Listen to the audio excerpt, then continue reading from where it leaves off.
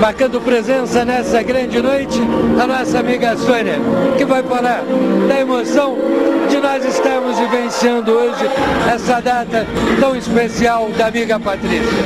Ah, com certeza. A Patrícia a gente conheceu num momento muito especial, foi numa viagem, embora a gente se vê muito pouco, a gente se fala por Orkut, por e-mail, por telefone, se vê muito pouco, mas se fala muito, mas ela é muito especial e estar aqui com ela comemorando o aniversário dela, pra mim é muito bom, porque eu estou vindo de São Paulo especialmente para isso. E que prazer recebê-la aqui, viu, Sônia? Que prazer tê-la aqui conosco, né? Somando entre tantos amigos para levantarmos esse brinde especial à Patrícia. Aproveite a oportunidade, deixa aqui uma mensagem especial para ela.